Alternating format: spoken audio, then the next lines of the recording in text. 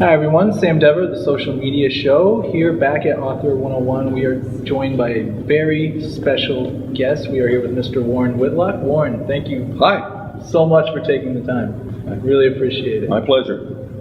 My first question for you, we are here at Author 101. You are actually the author of the first book on Twitter. Could you tell our audience a little bit about that book and what it was about? Well, the book is called Twitter Revolution. The story is that I promoted a lot of other books and worked with authors and a few dozen bestsellers and worked with hundreds more. And I was looking at Amazon one day in February 2008, and there wasn't a book about Twitter. There was one reference, a bird in a children's book named Twitter. And I said, great, I want to have the first book. And so we did. It didn't take very long to write because we went out to the people that were using Twitter. I was actively using it.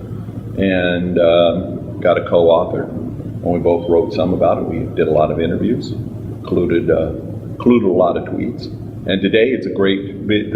What we taught was not about how to use the interface at that time. So while the screenshots may be old, it's actually a story about how to use social media. And that revolution is just starting. So now it's an interesting thing to see who was using Twitter back then and what they had to say. So that's a lot of fun. And we wrote the book just the way that they teach you to do it at Author 101. Everybody does it. Your book is your calling card. It starts out something else. The one thing that I didn't plan for was that it would be big enough that I would start getting asked to talk about social media. Created a radio show. I still have the radio show now. Nice. In some places it's called Social Media Radio. In others it's just the Warren Whitlock Show now. I interview friends, people I've met over the years about these kind of topics. A little bit of emphasis on social media. And get started there. So what I learned from it was that even in a project like that, have an outcome that's more than just the book. There's been plenty of opportunities for me to get in with everything from developer of tools to ad agencies to all sorts of things like that. And so while I do some consulting that's related to that, I'm now listed as Forbes #8 top social media power influencer. Wow, that's right. Yeah. The people I know. So, social media is a great tool. And that is what I've always taught, is that social media is a tool. It's not a business by itself. So by you writing that one book, it seemed to be a domino effect of different things that led to from the book. But definitely it opened all sorts of extra doors. I mean, I just came from speaking at PubCon, which is a conference that's, thousands of people that meet now. I think it's the 10th time I've been there, and I'm not old at the place. And when I wrote the book, instantly started being a panelist and speaking. And I wound up, we've done one session called Current Trends in Twitter now 6 times, 6 annual instances of that same session. Of course, it's new and different every time. But actually what I teach in the session is the same basics of you have to be listening and engaged and find out about you need a relationship before you buy something. And I'd say my latest epiphany on it is when I got just talking to somebody about how there's at that particular conference a lot of search engine optimization people, SEO, that used to be, it was an engineering thing. Make sure you have the right number of links and the right number of keywords and follow the rules correctly, and you'll get a good ranking by Google, which can mean tons of traffic and millions of dollars in income. That's changed now to where Google's now smart enough to know. When I tell you that I have good tickets behind home plate, I don't need to tell you what sport I'm talking about. Right. And the Google and the other search engines now are smart enough to know that. And so it's no longer about using the right word or linking to the right site. They know if for instance, if Authors 101 is talked about on my book marketing site, bestsellerauthors.com, the search engines are now smart enough to know that we're both talking about the same topic, helping authors. So it's changed their whole game, and now they're very, very interested in content. And what that led me to understand was that That's the same thing that we've been doing for many years. You make something awesome, and people are going to want to find out about it. The difference today is that now the web's become like publishing, where the platform's more important than the content for getting the deal and making the business partner run. So that if you have a website and you build it and put it up there, or a book, and you print the book, have 400 copies printed in your garage, because your chances of selling it's like building a billboard at the end of a dead-end street. Right. It's not that somebody can't see it and find out about you and tell other people about it. Your advertising is not there. So now more than ever, it's very, very important that you build your platform, which is everything outside of the book. And it's the same now. It's true for websites. And so the good news is, if you're really good at making content, there isn't somebody overseas doing it for 1% of the price that can do it, because it turns out that somebody in India doesn't know you're not talking about a cricket game. Right. We're talking about that. So it really does. You have unique perspective on the world, and that's a real obvious, simple example, but it's the same about that expertise that you get after doing something for 10, 20, 30 years, and you become expert at doing it. That becomes what people are going to be drawn to. It's all about having a relationship rather than doing some kind of methodology or technique. And it's going to become more like that as time goes on, and I love that. No, I love it. And you're definitely an authentic person on social media. Twitter, we always see you in your feed. It seems that everything always comes down to authenticity. Yeah, definitely. Like you said, I mean, you can paint the bells and whistles all you want, but at the end of the day, social media is transparent. It is going to come down to the content. Whether you're a video maker, whether you're a blogger, speaker, people are going to want to see good stuff. Well, and another new line I'm trying out right now is, which would you rather buy from, a bot or a person? Right.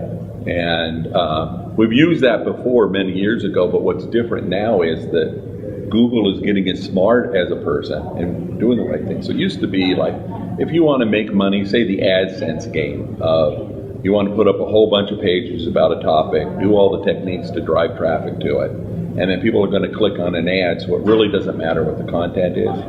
The Penguin and Panda updates that Google has done over the past few years, new thing they call Hummingbird, is this different way of looking at it. And almost all times that you go to Google and type that in, which is like 1 billion times a day somebody does that, it is affecting what's happening. And so, and in search, now we're doing other things to stand out. I'm working with a company called Isuzu, and they have what would look like a web directory, like Best of the Web or Yahoo back in the days when it wasn't a search engine, it was just a listing of sites.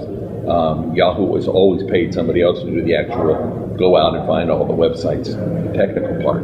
But in the day they had a hand selected group that was the directory, and you had to submit. And that's still a viable thing. It works fine with the Google search engine.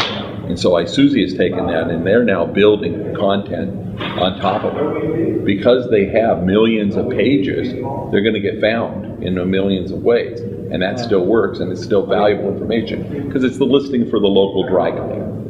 And the local dry cleaner can still enhance their listing, have it edited, processed faster, things like that. They're not buying a link, they're buying a service.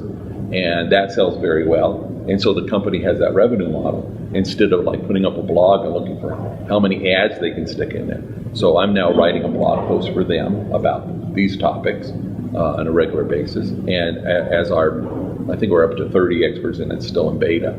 And that's going to be the future, where sponsorships and deals about creating the content for the good of people that have nothing to do with trying to sell something. I don't need to close out the blog post with saying, please come buy my stuff, because I'm getting paid to write the blog post, and either in the payment or in form of publicity for other things that I'm doing, because I get known. And just being known becomes important again, and that's your platform. Simple as that. Absolutely. Since you did write the first book on Twitter, I just wonder if we could, I'm curious to get your perspective on where Twitter maybe is going. Because in my opinion, I've said a few times, in my opinion, I think Twitter's one of them that's here to stay. I know so many different social networks are coming out. Everyone's trying to become the next Facebook, become the next Twitter, but Twitter's one I really see as it is cemented in the ground. So, in your own words, where do you see it going, and what are some of the, if you could give us some tips maybe on, maybe not buy my stuff, how people should be using it, what's been successful? Yeah, the last thing you want to do on Twitter is be seen as selling something. So there's a secret to selling stuff on Twitter. Stop trying to sell stuff on Twitter. That's it. It's that simple. You connect with people. We don't buy from bots. We don't buy from ads. We buy from people. And 20th Century was unique in that if you had a big transmitter for your radio or TV station, if you had a big printing press with lots of subscribers for your newspaper, circulation, distribution, all those things matter to you very much. They still do. I'd still rather have 10 people, we're doing this interview, and if you tell me that, wow, it did well, we expected 10 people and we got 20, that's good news. And if it's 10,000 or 20,000, all, your whole chart should move up and to the right. Yeah, the good direction. The sales growth needs to grow, the audience needs to grow. Those things still matter, but the difference is today we now have technology that allows us to address people one-on-one. So while I'm talking here and we have a camera rolling, I'm talking to you, I'm answering your questions. I'm imagining your audience wants to know the answer to the questions you're asking. And it's a different frame of reference. I don't have anything I have to get in. Since we've been talking, I've mentioned one URL. I've mentioned one company that I'm trying to promote. Those are on my mind. I'm still in business. I want to get paid. But they were in the conversation. Had they not fit the conversation, I'm not going to say, stop the tape, we must do it again, I've got to mention these things. Let me hold up the book. If I had a book here, I'd be holding it up. We'll put some B-roll of the book. Okay, we'll do that, yeah. And feel free, put your Amazon.com referral link in there or whatever, that's fine. I'm all for making money. That's why I do this. All of this is about the business that I'm in, what I've chosen to work on for my life. And of course I want to make money. But I say if you can tell the difference between playing and working, you're not doing one of them right. So have fun with whatever you're doing. If you're not having fun, learn how to have fun or change what you're doing. It's as simple as that. And so, but your question was about how first of all, the reason it has staying power is it's different, it's unique, it does something that other places don't do. What I particularly like about Twitter is it does what makes text work. You can, in a short message, actually talk to somebody. And I've worked very hard to get good at writing in 140 characters. My main account just went over 100,000 tweets. Great. And I was, I have other accounts, so I've written, probably another 20, 30,000 tweets. But on my account, that's me writing, but it's 140 characters. Well, you do the math, and even if it takes 10 seconds, which is pretty fast, it's hard to write, write that many tweets. And but I'm always answering somebody. I'm always talking to one person at a time. And so my typical day is just wonderful. I spend a few seconds with people I know over and over and over again. And please, not a plug. It's just like keep Warren alive. Send something to @Warren Whitlock. Put that in a tweet, and I answer literally everyone I get.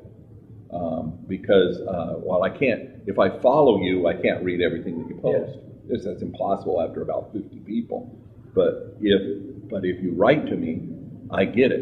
And if you write to me, if you got my attention that way, what you shouldn't be doing is, will you promote this thing for me for free? They don't have to put for free, but it's implied. And and the answer is no. Unfollow, yeah. I don't even bother to unfollow. And not ignore. I choose to engage every person because I feel people that are asking me that are trying to learn, and I don't mind helping. Sometimes a little bit blunt because it's in 140 characters, and once or twice a week I get somebody who's very mad at me because I tried to help them. And even more often I get that I have wrote back to them. Somebody says, I got this yesterday, it's my birthday, will you give me an RT to retweet? And I wrote back and I said, happy birthday. And they thanked me. They thought I'd done something for them, and that did nothing to get traffic to their website. If I'd included their URL and said, everybody go here, I could have got a lot of people to go click on it, but that doesn't mean they're going to buy anything. The conversion rate of sending somebody to a website to get them to sign up and buy something is so low, it's almost as bad as banner ads. It's another thing I just don't understand. In 1997, which is now what, 16 years ago. Oh, that, yeah. It's not 16. I've done my math wrong. But it's well over 10. Over a decade. Oh, it is 16 years now. So, going on 17 years. They declared that banner ads would never work. They were dead. And still, we have millions and millions and billions of banner ads showing.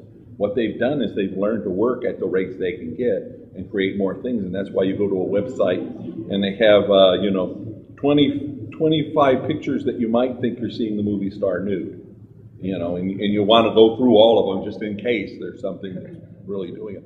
And, or 7 great recipes, or 6 good ways to get more followers on Twitter. And every time you click, it refreshes new set of ads. They get to count that as an impression. So what they've done is sandwiched in more impressions. Well, that's 20th century thinking. That's old media.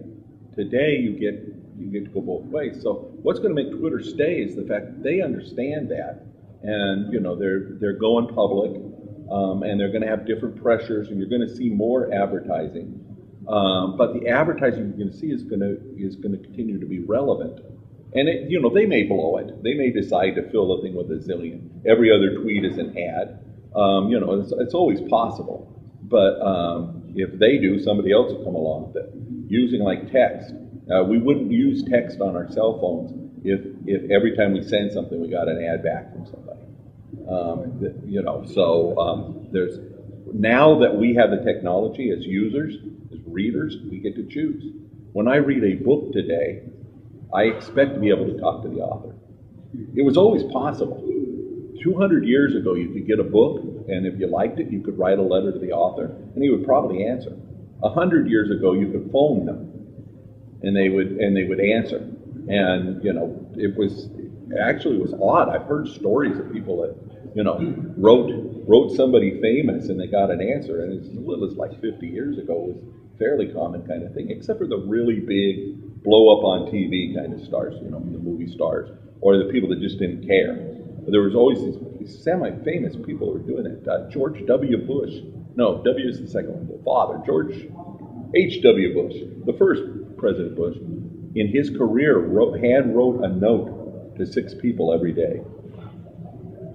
Every single day. And so he kept that alive doing that. Well, that's kind of gone. We're doing some other things, but letting somebody know that you care about them, and just that little, the number one thing that people love on Twitter is hearing thank you, and then after that it's getting some compliment, have a nice day, that kind of stuff, and seriously, that works.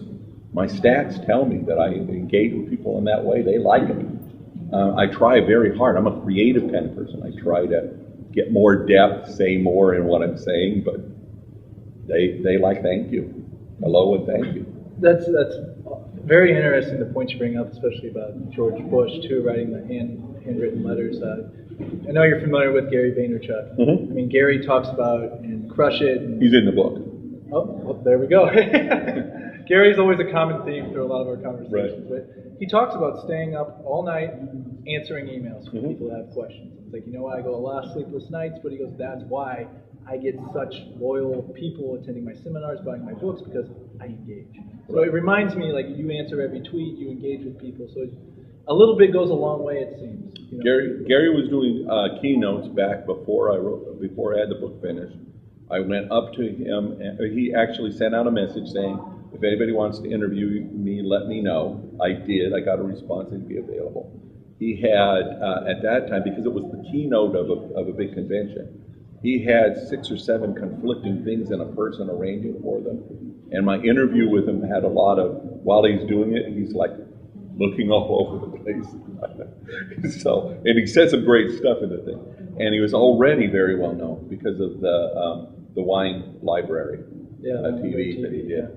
And I don't drink, and I didn't really know much about him other than Twitter stuff back then. But just amazed that he answered all the time. Guy Kawasaki was on Twitter well before me. And when I saw that Guy was answering all sorts of people, including it, talked to me. And my handle at the time was book marketing. I went out and changed my handle to my name. And this, well before writing the book.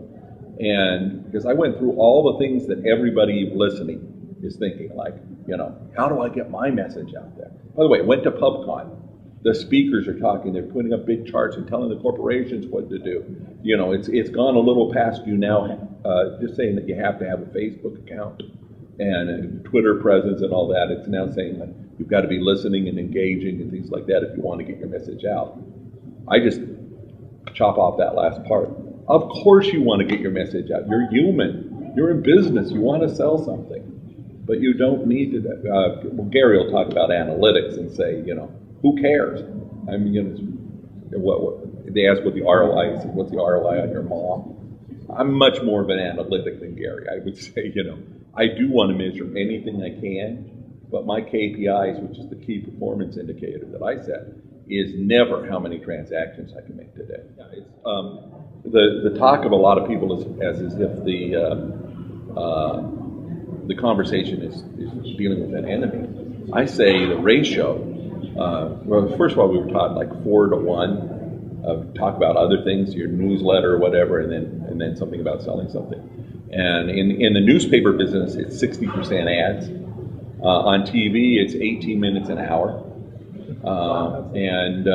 Which is a third. And that's even if you're just playing music. And that's why radio gets to be very annoying for a lot of us today. There was the easy listening format where the FM stations put it in the background. Even before there was any like rock on them, they were using something like 52 minutes of music an hour. And the rest were the ads and the news and whatever they needed to fit in there. And because they were using music to fill most of the time, that was okay, it worked. Well, now, you look at those kind of ratios, they just don't seem right. Chris Brogan, in his first book, Trust Agents, said, like 12 to 1. And now what my slide this week was, like whatever the ratio is you're using, it's not big enough. You should be sending out even more about something else. And in fact, it's just a given that if I'm blogging, which by the way is the first thing to do, biggest social media, and I think every author, every business should have a blog. And if you think you don't need a blog, feel free to tweet to me and we'll talk about it, and I'll explain where you're wrong. No. Content. Right. You have to have some place where you're putting out your content, your view of it. And that doesn't even need to be all about you, because again, people know that who the sponsor is of that, and they respect that there's a sponsor. And especially when you get down to Facebook and Twitter, you almost never have to tell anybody what your sponsor. I just saw another thing the other day where somebody was trying to get more likes for a page that had to do with the corporate's mission of working on a nonprofit, a charity type of thing.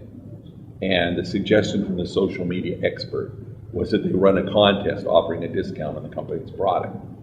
And I said, like, if people were buying your product for the best price instead of they'd be saying, screw the charity, we want to just buy the product. Yeah. It's like mixing it up.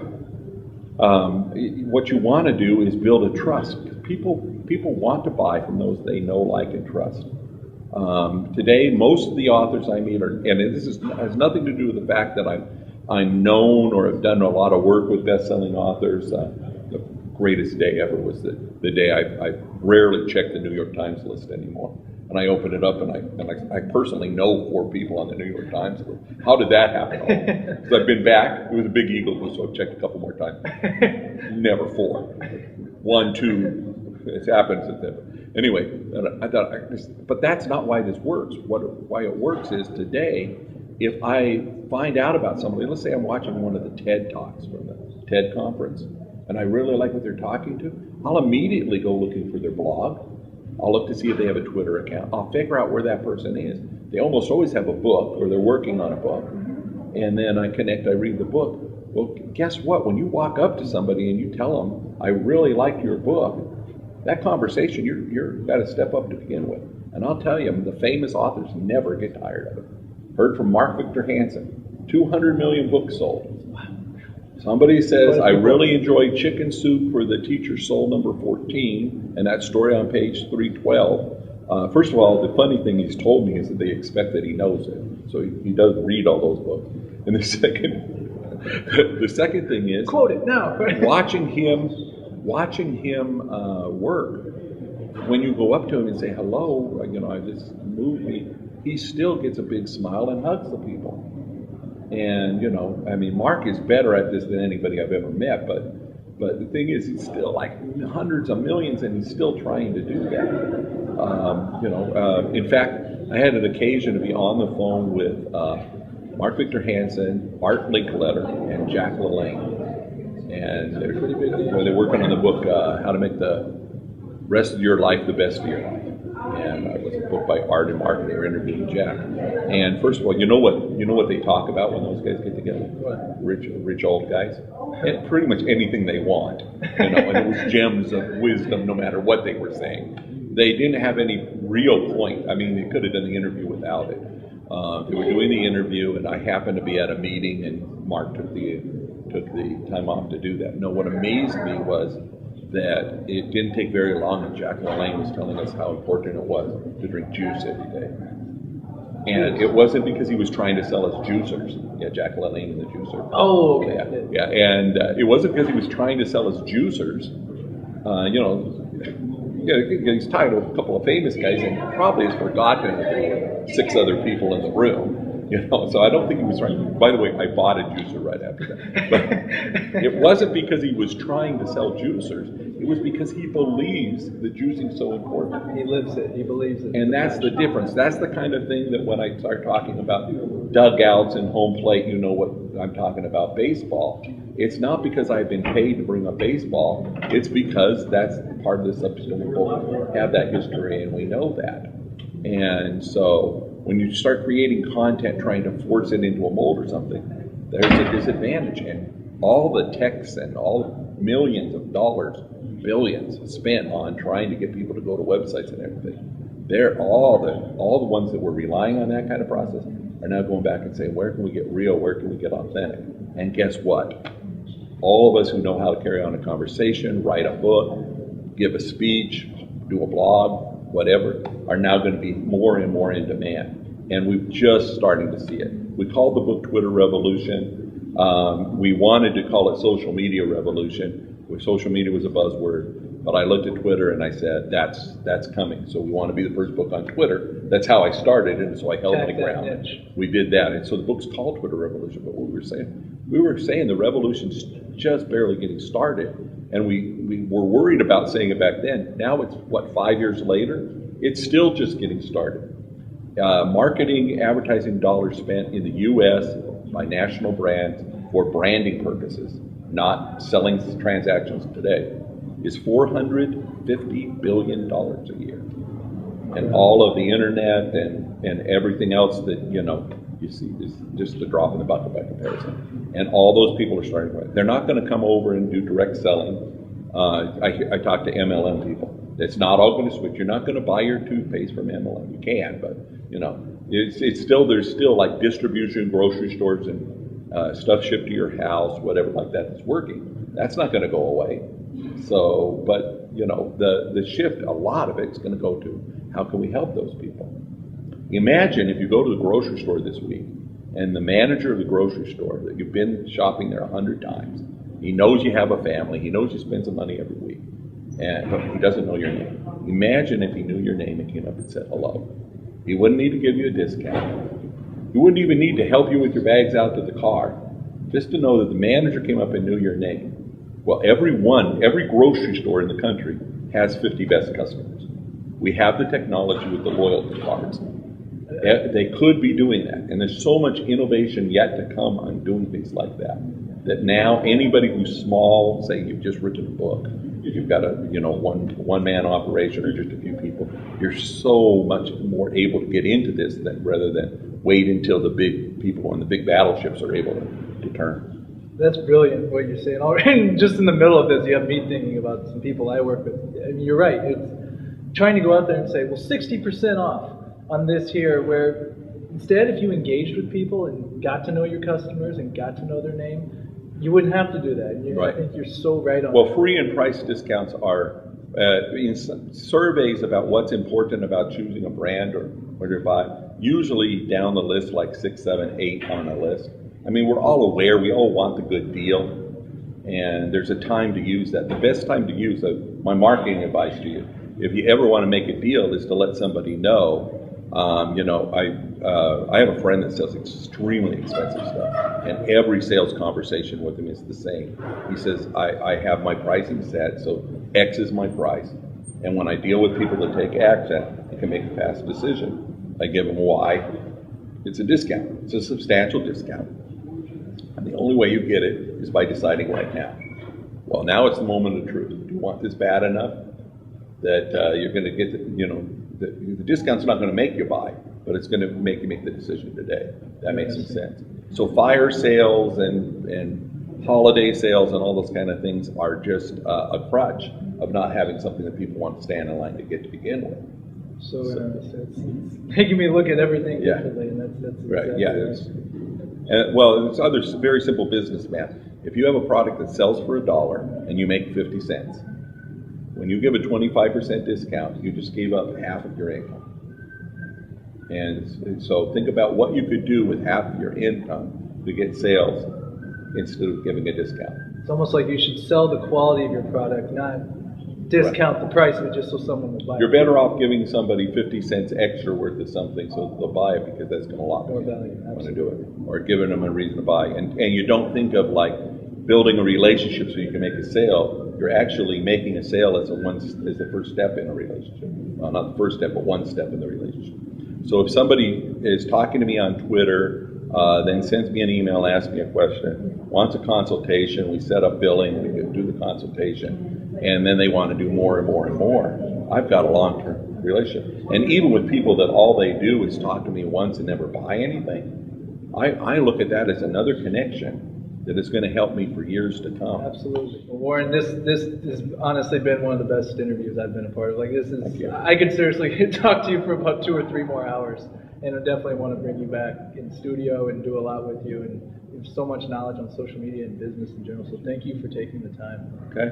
And if you could, I'm asking you to, could you tell us where people can find you on social media and where they can find your show and buy the book? Well, I'm blessed that if you put my name, Warren Whitlock, WARREN WHITLOCK, into any search engine. I like iSuzy. You can find my blog there at iSuzy is ISOOSI.com, and I think that you click on articles and it shows you the contributors. And I'm the old guy at the bottom because it's an alphabetical order. And if you do a search, I'm going to come up on there.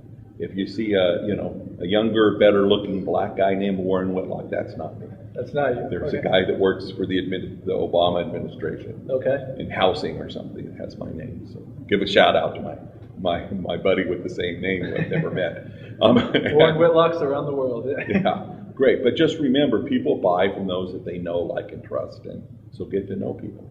It's as simple as that. Well, Warren, thank you so much. It's been a pleasure, sir. Thank you. This is Warren Whitlock. Everyone, please be sure to follow him. Check out his book, Twitter Revolution. I'm Sam Dever. We're here at Author 101, and you are watching The Social Media Show.